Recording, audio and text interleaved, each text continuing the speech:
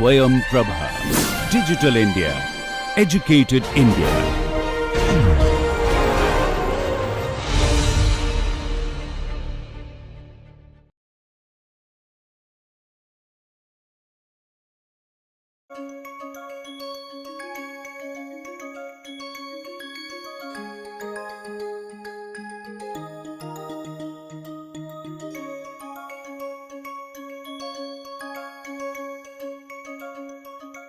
Okay.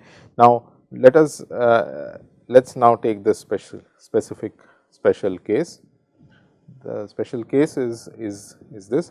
So, now my dynamics are given in this sort of form. I have x k plus 1 is given as a function x a k x k plus b k u k plus w k. And this is we define this for k equals 0 till n minus 1.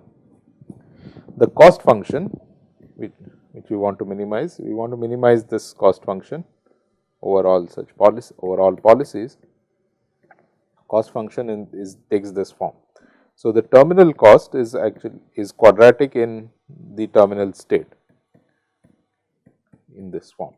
So, it is x n transpose q n x n, and the cost at each stage, the stage wise costs are also quadratic, and in this sort of form it is x k transpose q k x k plus u k transpose r k u k. Now, the matrices here are of appropriate dimension. So, we assume that these matrices q n, q k, r k, these are all square matrices. A k, b k are matrices of appropriate dimension. So, that this state equation can actually, the state dynamics can actually be written out properly. Now, we assume that these q k's are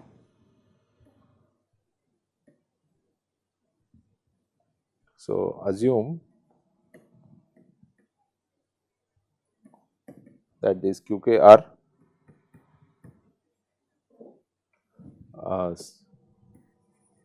symmetric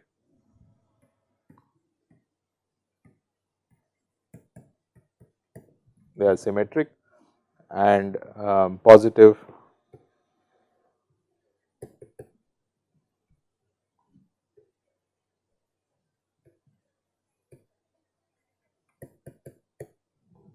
semi-definite matrices, okay, and for all k, and also assume that R k are symmetric and positive definite matrices.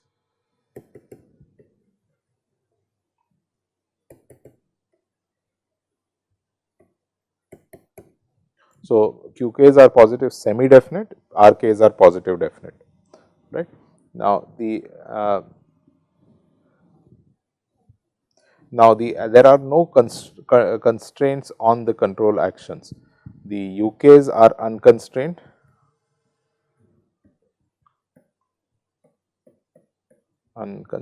So, we do not impose any constraints on the control action. The constraints actually would make the problem somewhat complicated. We are not putting in any such constraints. The disturbances or noise w k are independent.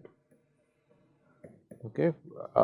We are also not assuming that they have any particular distribution such as Gaussian or anything like that. They are just independent, okay. But we will assume that their means are 0, okay. So, we will assume that they have been centered, means the mean is 0, and we will also assume that their variance is finite. Okay. So, the second moment is finite. all right. Okay. So, now so this is a very popular formulation of the problem. See, these problems arise all the time in control theory, in inventory management and so on. The quadratic cost is often is a very reasonable cost, because it many costs can be modeled in this sort of way, where one is trying to say orient minimize the distance from a particular target, or minimize the deviation from a certain nominal value, etc. A lot of these errors end up taking the form of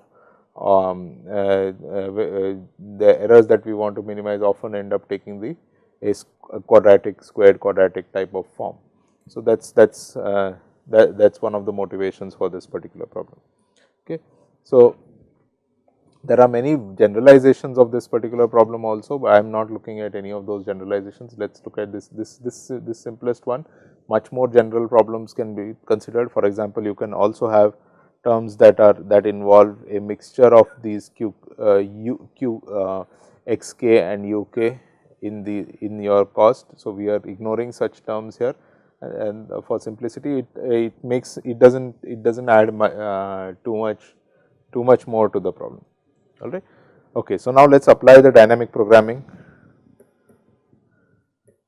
and let us now apply the dynamic programming algorithm.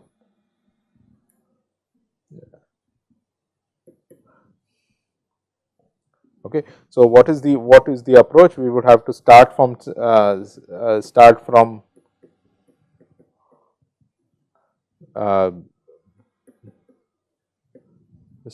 the last time instant. Okay,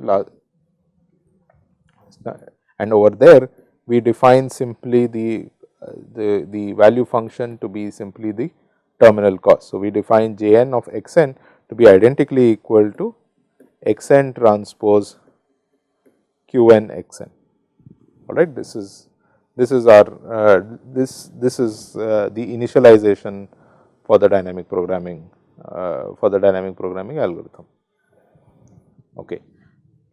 Now, what we need to do is do this. What would be the dynamic programming equation at each time step k?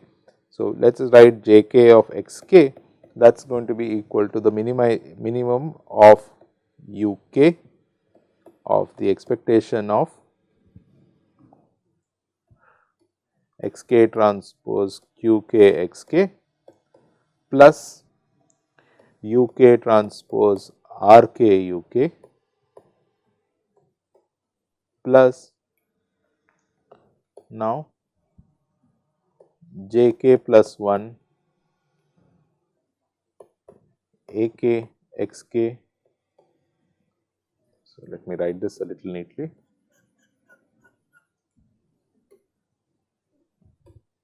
Plus jk plus 1 of, now remember I am going to substitute in jk plus 1 xk plus 1. Xk plus 1 is given through this equation. So, I am going to substitute this as ak xk plus bk uk plus wk. All right. Okay. So, now let us do this. This does not help us much, because we do not know what the form of jk plus 1 is. So, but let us do this more concretely. So, let us so what I want you to observe is that through these calculations, they may seem a little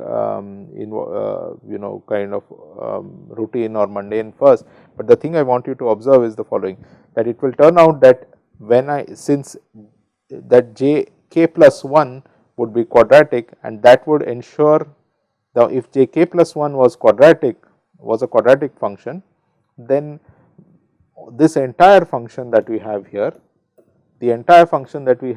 would end up becoming a quadratic function of u.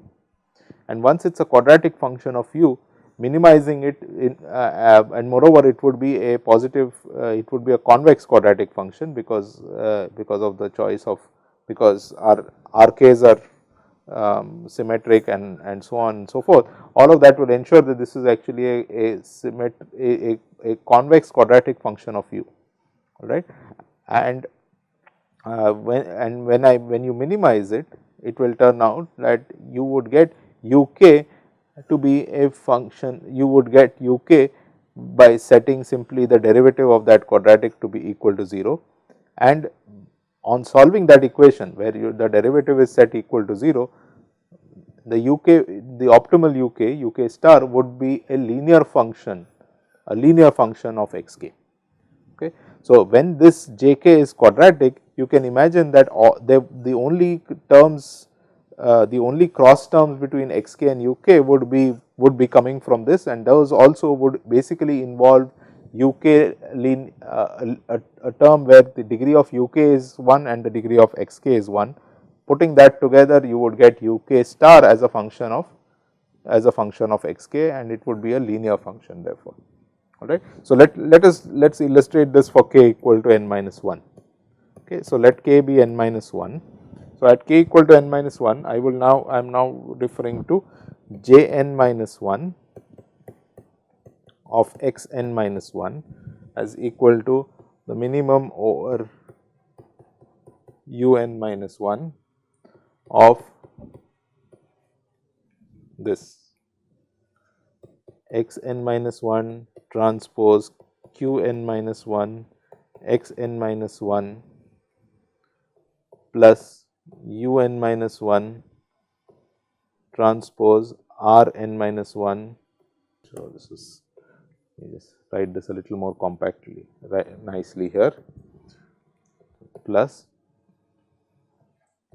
u n minus 1 transpose r n minus 1 u n minus 1 plus, now remember j n, okay, j n is here, j n is a quadratic function already.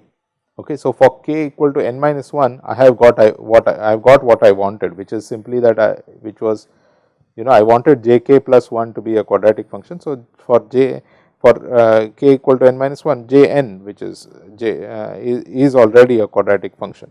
So, all I need to do is just put this in. So, now I am going to put in x n, I am going to substitute for x n from here using this. Okay. So, I am going to get a n minus 1 x n minus 1 plus b n minus 1 u n minus 1 plus w n minus 1 whole thing transpose q n, the same thing, a n minus 1 x n minus 1 plus b n minus 1 u n minus 1 plus w n minus 1, bracket close. Okay. So, the expectation is now of this entire term. So, remember the expectation, the bracket opens here and it closes here. So, it is a sum of all of these terms.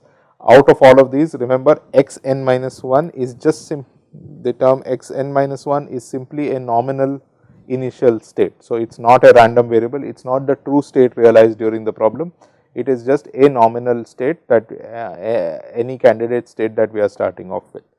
Okay. So, now we are now finding u n minus 1 as a function of that x n minus 1. Now, as you can see here, so let us try to simplify a few things here. You can so the last term here that we have, this term can be expanded. Okay, this can be expanded. So, if you expand this term out, so let me write out this, the last term. Okay, the last term, when we expand this out, let us see what kind of form it takes. See, it would take the following form. I would get a term which has w n minus 1 transpose q n times this whole thing.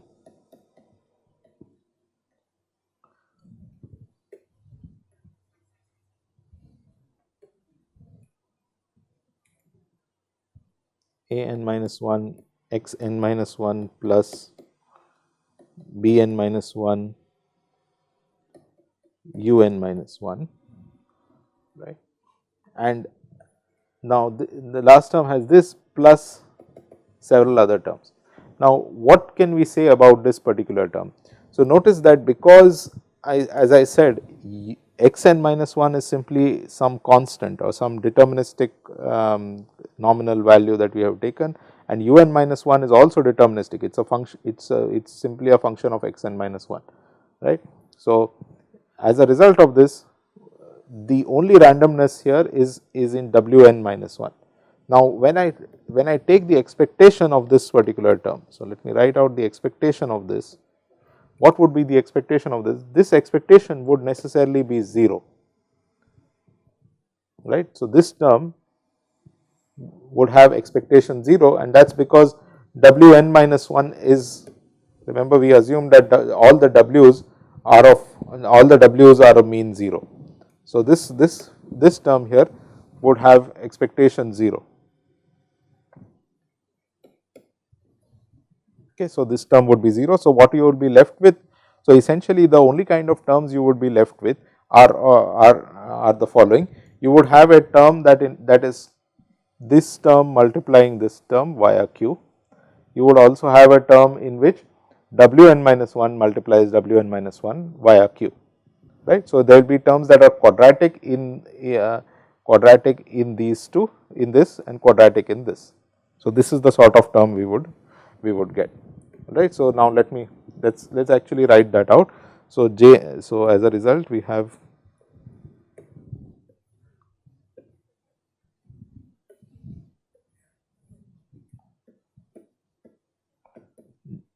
j n minus 1 as a function of x n minus 1, that is equal to, now minimization of over u n minus 1 of the expectation of x n minus 1 transpose q n minus 1 x n minus 1 plus u n minus 1 transpose r n minus 1 u n minus 1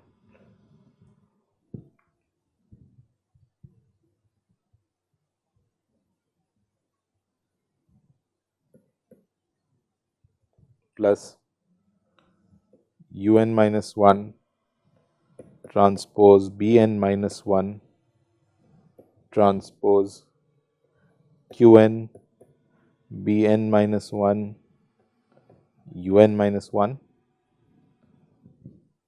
plus 2 times x n minus 1 transpose a n minus 1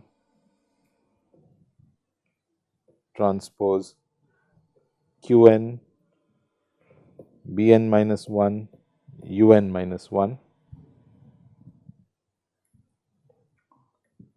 plus x n minus 1 transpose a n minus 1 transpose q n a n minus 1 x n minus 1 plus the final quadratic term, which would be w n minus 1 transpose q n w n minus 1.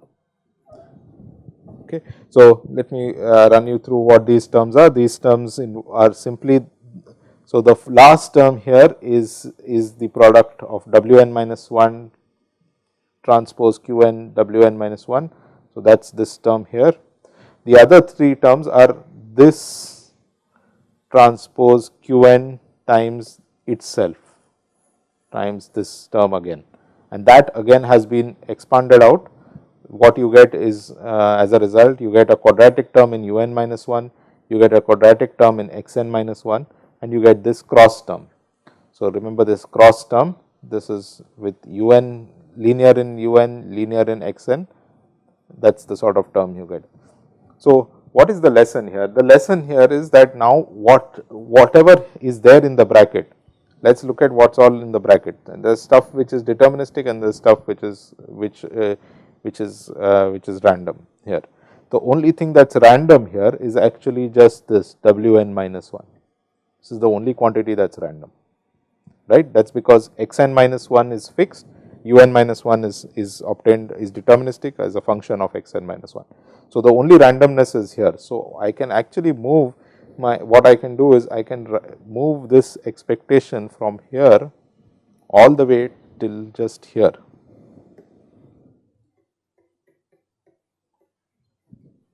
So, this is great because now I have, this is the only expectation, okay. And moreover, this term that I have underlined, this is also has nothing to do with un minus 1, it is a constant, it is an additive constant that you have picked up, right.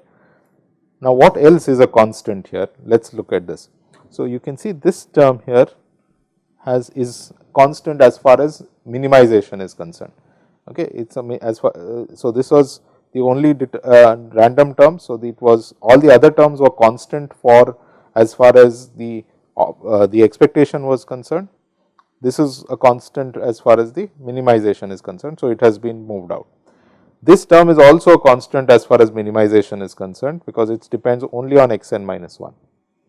This term is also a constant, it depends only on xn minus 1. This does not affect the minimization, right. So, I am therefore left with only these two or you can say these three other terms, okay. There is this one which is a quadratic in I am left with just these three other terms which are going to be which actually affect my minimization. The terms are this one, and finally this one. Now, let us observe these green boxes. You can see these are there is something to be noted here. These are actually quadratic terms. So, this term here u appears in a quadratic form, here also u appears in a quadratic form. This is a bilinear form in which this is linear in u as well as in xn, but point is, as far as the minimization is concerned, it is just linear in u. So, this is therefore a quadratic function of u. And what kind of quadratic function? Well, you look at this the Hessian here. The Hessian here is Rn minus 1. These are supposed to be symmetric positive definite matrices. So, this is a positive definite matrix. The other Hessian here is Bn minus 1 transpose Qn Bn minus 1. You can verify easily that this is now a positive semi definite matrix. So, this is a positive semi definite matrix, this is a positive definite matrix. So, consequently, what we are minimizing is actually a strictly convex function, strictly convex quadratic function of un minus 1. Okay. So, its solution can simply be obtained by setting the derivative equal to 0. So, setting derivative or gradient with respect to un minus 1 as 0, what we get is actually this equation. We get Rn minus 1 plus Bn minus 1 transpose Qn Bn minus 1 the whole into un minus 1 equals negative of Bn minus 1 transpose Qn An minus 1 Xn minus 1. Okay. Or in other words, un minus 1 star is equal to this Rn minus 1 plus Bn minus 1 transpose Qn Bn minus 1 the whole inverse. Let us put a negative outside here, Bn minus 1 Qn An minus 1 Xn minus 1. You can see what we have got here. We have got that un minus 1 star is a linear function. Okay. So, this is a linear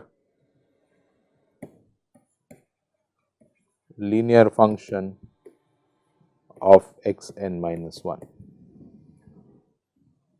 So, what this means is that your the optimal policy at time step n minus 1 should take the form some matrix multiplied by the state at that time, alright.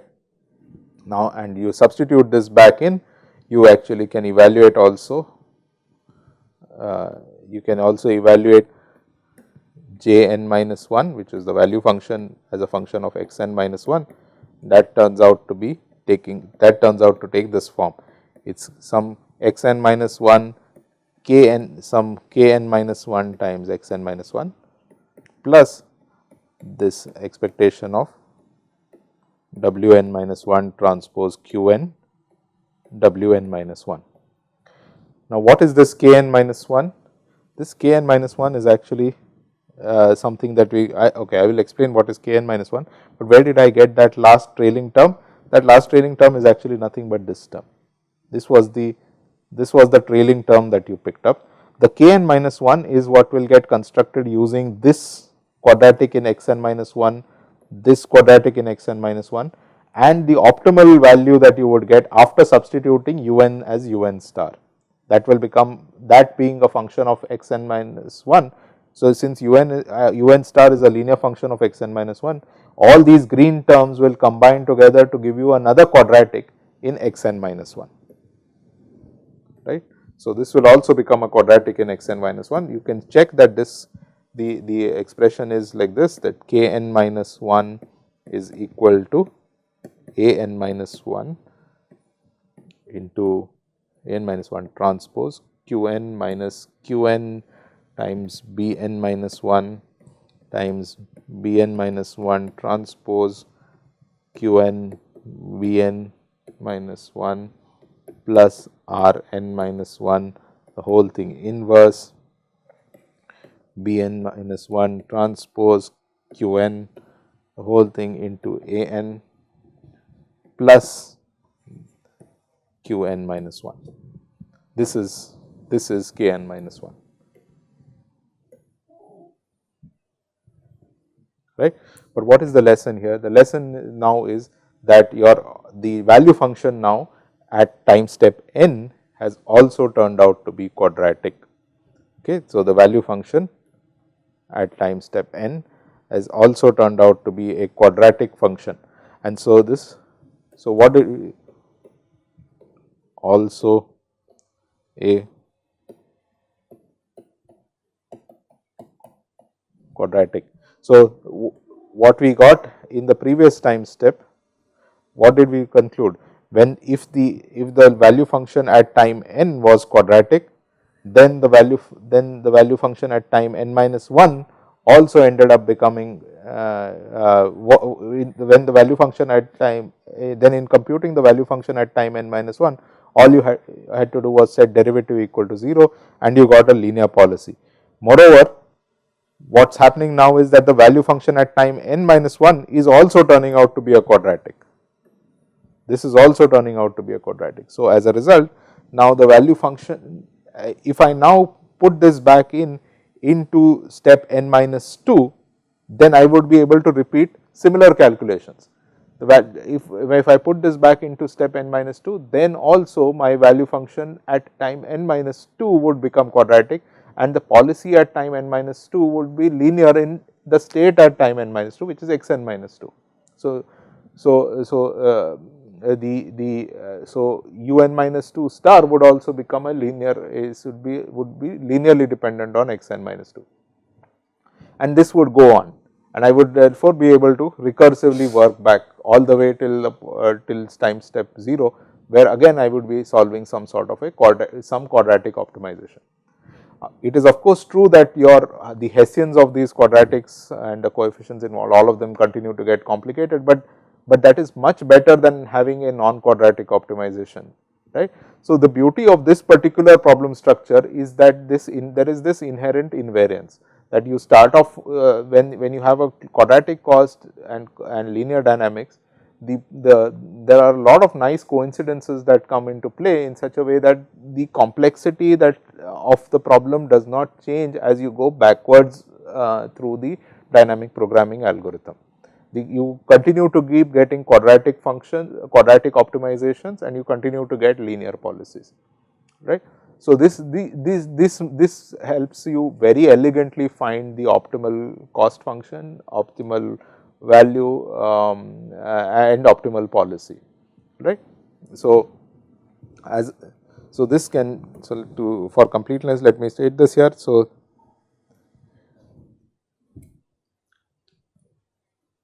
hence j n minus 2 will also be a quadratic, and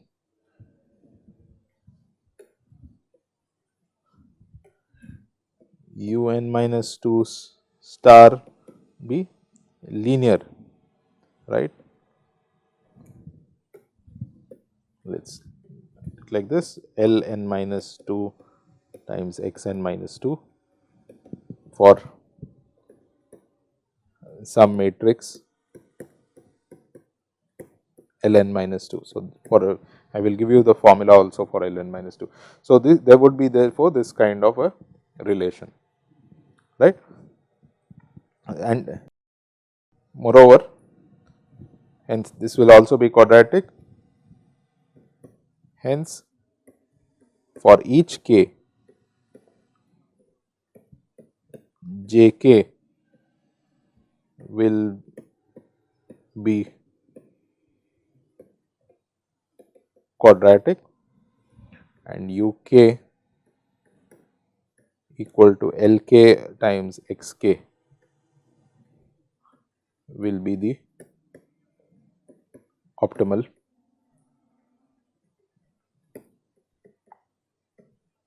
policy. So, what is this L k? The L k is this term. The L k actually can be given this way. L k is negative of B k transpose k, k plus 1 B k plus R k. This is a capital K, this is a small k, please note, inverse B k transpose k, k plus 1 A k. What are these k k's? Their k at time n is just simply q n, and the k's at every time can be computed recursively in this way. So, k at time small k is equal to A k transpose k at time k plus 1 minus k at time k plus 1 B k transpose into B k transpose k at time k plus 1 plus R k whole inverse B k transpose k at time k plus 1. The whole again into A k plus q k. And what would be the optimal cost? The optimal cost is j 0 of x 0, which is equal to x 0 transpose k 0 x 0 plus. So, this is your the initial the cost due to your initial state, and plus these terms that you were picking up at each step. If you recall, we were picking up one quadratic variance like term for the w's. So, that is exactly the term that you would accumulate at each step.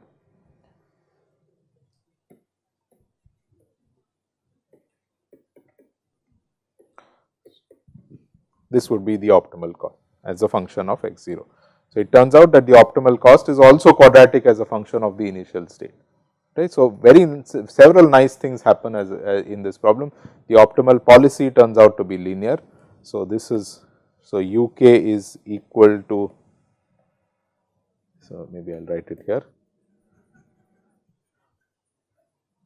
So, the optimal policy is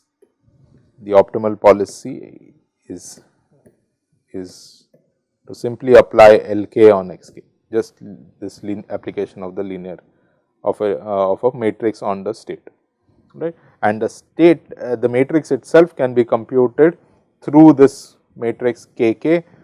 This particular equation is what is called the Riccati equation. Okay, this equation is what is called the Riccati equation. Through that equation you can recursively compute the Kks and substitute them back in to get your optimal policy. Now, here there are a few other things to note here which are not related much to optimization, but something more again about this structure. See, notice that Lk has no dependence on the Ws. You notice the way the noise appears in the problem is that it somehow drops out of a lot of the calculations and only keeps adding up as a term, as an additional term here. So, if the noise was deterministic, means the variance was 0, this term would vanish, this last term would vanish, and you would be left with just what you would be left with is just simply this this particular term x0 transpose k0 x0, where k0 would have to be calculated recursively through this Riccati equation. But look at the amazing result here, that UK star, the optimal policy to take, that the optimal policy or the optimal action to be applied is simply Lk times Xk. So, that means whatever be the state, you just apply this particular matrix, and this matrix itself has no dependence on the noise, on the variance of the noise. So, the noise makes no appearance in the calculation of this matrix. So, if you see the Kk recursion, the only things that appear here are the R's, the Q's, the A's and the B's, and the W's make no appearance here whatsoever. So, which means that the Riccati equation is the same regardless of whether you have noise in the system or you do not have noise in the system, which also means therefore that your feedback or the optimal policy that you have to choose is also the same regardless of whether you had noise in the system or not. This is again an amazing miracle actually that comes about due to this particular problem structure. It is effectively telling you that you can pretend as if there was no noise whatsoever and continue to apply the same control that you would have, or continue to apply the same policy that you would have in the absence of noise.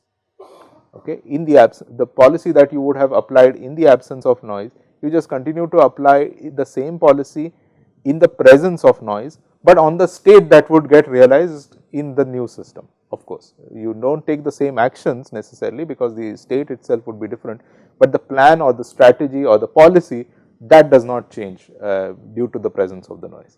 So, the only way the noise affects is that it keeps adding this little offset term to your cost function, to your optimal cost, which depends on the variance of the noise. So, it keeps adding this little bit of a an error due to noise in some sense, or an offset due to noise, but it does not affect how you are going to steer your system, right. So, this because of all of these reasons, this particular problem structure is a pet problem and favorite problem across many disciplines, operations research, control and so on. Many people have applied this. In fact, much more deeper coincidences are come into play in more general problems, again with quadratic cost and so on, but that's a subject for later. So, with this I am also I also end the content of this course. There is this forms essentially gives you a way by which you can relate deterministic optimization and dynamic optimization. There are other ways also of relating deterministic and dynamic optimization. Those are, for instance, there is something called as a minimum principle of dynamic control problems or dynamic optimization problems, and that can be obtained through KKT conditions in KKT conditions. That is something that is beyond the purview of this course, but this is something that you can look up. Okay. as my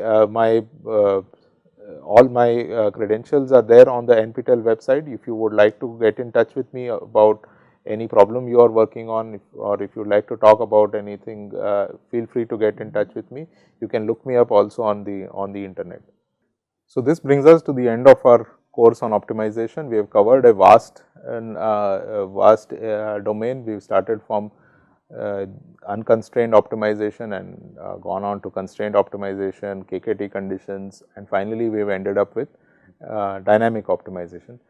But the subject itself is much vast, is much larger than all this. It is an extremely evolved and well developed subject.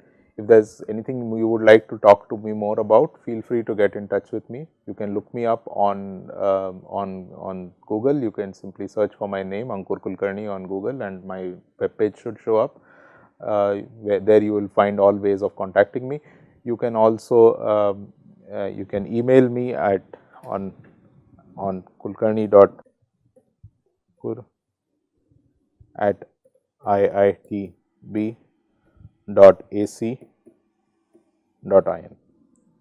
So, if there is anything you would like to talk, I will be happy to respond. Do get in touch. Thank you for this course.